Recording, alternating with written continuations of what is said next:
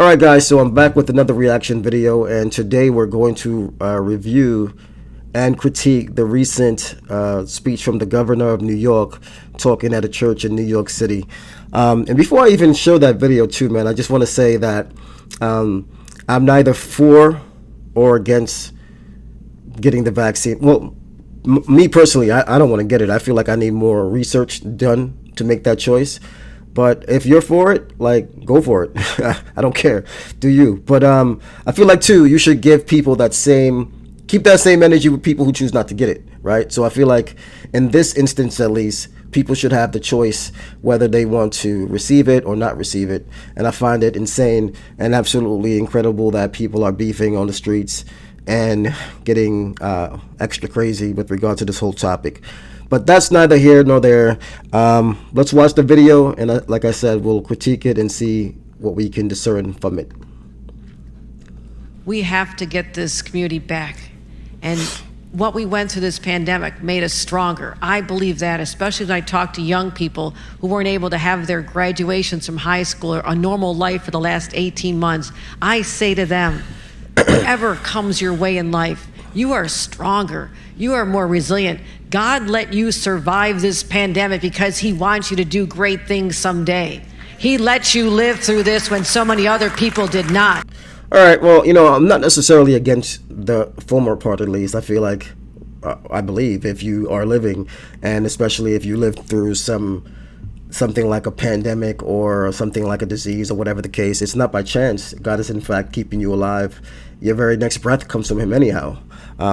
As to whether he has you alive for some grand specific purpose or plan, maybe, I don't know. And that is also your responsibility.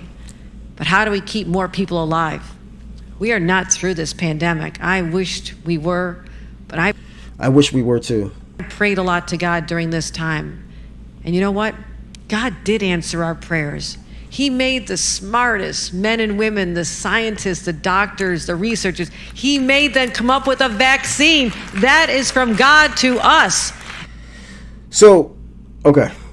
Notwithstanding the fact that God does in fact create people with the intellect to become doctors and scientists and this and that, so that they may be for the good of the public at large, notwithstanding that reality, she says she's praying to God. She prayed to God and God answered her prayer. Her prayer specifically is what I want to touch on. Now, this lady is obviously passionate in this speech and very adamant in much of what she says. But this is the lady too who, by the way, is for abortion. So I just find it really difficult to follow the logic of those who are so inconsistent that both of their ideologies are mutually exclusive. Like, she's praying to God for the people's benefit, specifically for people to live through this pandemic, right? And at the same time, she's for people killing their babies because of convenience or whatever the case may be. And so I don't see God caring about her prayer specifically. And I'm basing that on, of course, my biblical worldview, but that's neither here or there. Let's continue. And we must say, thank you, God. Thank you. And I wear my vaccinated necklace all the time to say, I'm vaccinated. All of you. I don't care. Okay, sorry. Yes, I know you're vaccinated. You're the smart ones, but there's people out there who aren't. So the implications from her, at least, and many others who think like her, is that if you don't get vaccinated, you're not the smart ones. And the opposite of smart is stupid. So that's what they think of you. Listening to God and what God wants. Oh, and also, not only are you stupid, but if you don't get vaccinated, you're not listening to God or what he wants from her perspective. You know this.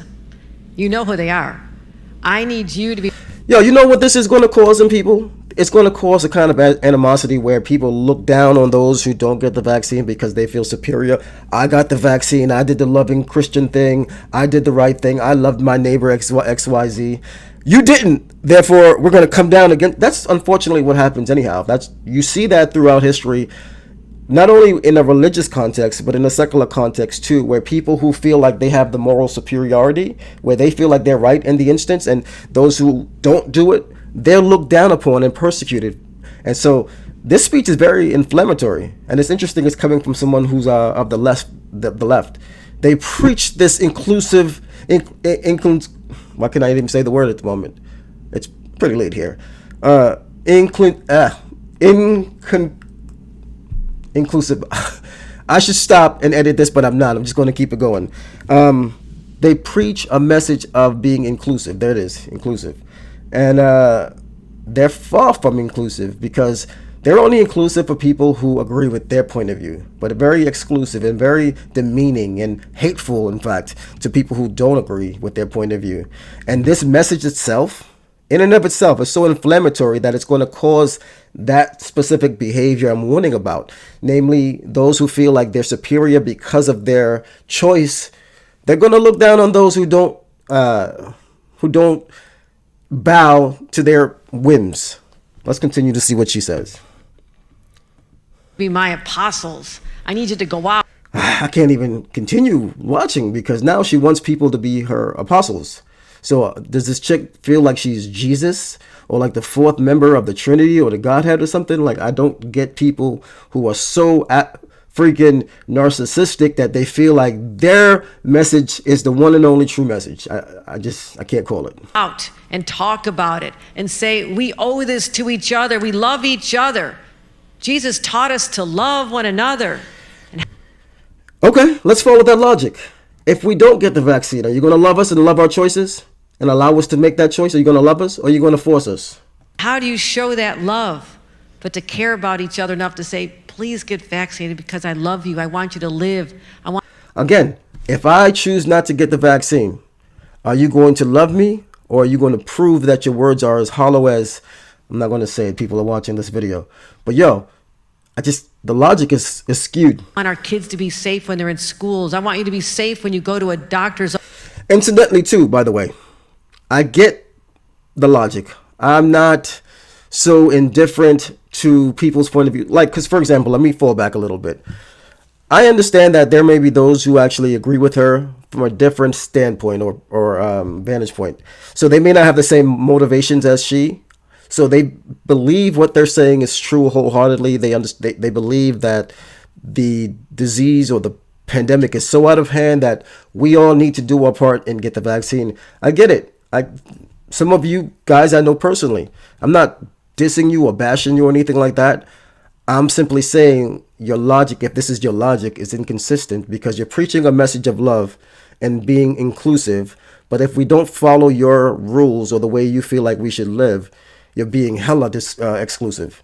So pick where you're going to argue, like your point of view, and stay there and go to its logical end. And don't be like vacillating and playing both sides of the fence, because it's not fair. It's really disingenuous. Office or to a hospital and are treated by somebody, you don't want to get the virus from them. You're already sick, or you wouldn't be there. We have to solve this, my friends. I need every one of you. I need you to let them know that this is how we can fight this pandemic, come back to normal, and then start talking about the real issues that we have to. Fighting systemic racial Well, I don't want to assume. Let me finish what she says. Justice, which exists. Okay, yeah. There it is. The freaking white liberal can't go 2 minutes without mentioning the buzzwords for the run-of-the-mill black man in America. You say these words. Let me say this. I'm not Muslim, nor do I believe it's the truth. I do like Muhammad Ali. I do like some Muslims, and I love Malcolm X, and in principle, for what he stood for. Well, did he say that the white liberal is the most dangerous person in America for the black man? Because you pretend to feel our issues. You say these buzzwords that create this kind of emotion in again, the run-of-the-mill black person in America, that allows them to assume that you're our friend, when in fact all you do is use our plights to shepherd us like cattle. You are a fraud. And I'm so angry when black people in general believe you. That's another topic for another day, but you said that on the video, so I have to make mention of it. You should never have mentioned systematic racism. Incidentally, by the way, I'm not saying that racism doesn't exist. I think you'd be a madman to have to say that, make that claim. Racism, like any other problem, any other sin, is going to exist until the end, right?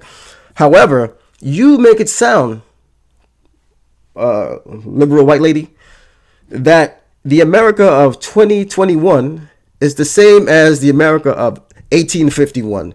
And it's infuriating. And I just can't deal with people like you. But again, I'll deal with that on another video. Let's continue.